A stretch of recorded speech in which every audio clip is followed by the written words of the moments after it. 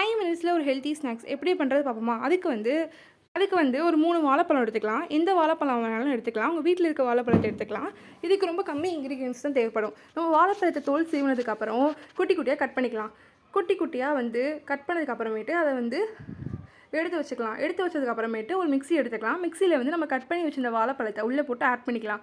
உள்ளே போட்டதுக்கப்புறமேட்டு 1 கப் அளவு கோதுமை மாவு, அரை வெல்லம், கொஞ்சம் தண்ணி எல்லாத்தையும் ஊற்றி நல்லா மிக்ஸியில் வந்து நல்லா ஃபைன் பேஸ்ட்டாக அரைச்சதுக்கப்புறம் ஏலக்காய் கொஞ்சம் ஆட் பண்ணிக்கலாம் டேஸ்ட்டுக்கு அண்ட் ஃப்ளேவருக்கு. அப்புறமேட்டு இன்னொரு சட்டியில் வந்து நெய் ஊற்றி சட்டி காஞ்சதுக்கப்புறமேட்டு நெய் ஊற்றினதுக்கப்புறமேட்டு ஒரு 5 பல் முந்திரியை உள்ளே போட்டு நல்லா கொதிச்சதுக்கப்புறம் நம்ம பண்ணி வச்சதோட ஆட் பண்ணிக்கலாம். அப்புறமேட்டு வந்து ஒரு பாதி தேங்காவை சேர்த்து ஆட் பண்ணதுக்கப்புறமேட்டு நம்மளோட வந்து பனியாரக்கல்லில் ஊற்றுவோம். பனியாரக்கல் நல்லா காஞ்சதுக்கப்புறமேட்டு அந்த குட்டி குட்டியாக ஊற்றி நல்லா காஞ்சி வந்ததுக்கப்புறமேட்டு அதை வந்து நம்ம திருப்பி போட்டுக்கலாம். நம்ம குட்டி குட்டியாக அந்த மோலில் ஃபுல்லாக ஊற்றி ஒரு 15 மினிட்ஸ் வந்து நல்லா வேக விடணும். நம்ம பனியாரம் நல்லா வெந்ததுக்கப்புறம் இந்த கன்சிஸ்டன்சிலே வந்துடும். இந்த மாதிரி ப்ரௌனிஷ் ஆனதுக்கப்புறம் திருப்பலாம். அவ்வளோதான், வீட்டிலே செஞ்ச ஒரு 5 மினிட்ஸில் ஒரு ஹெல்த்தியான ஒரு பனானா பனியாரம்.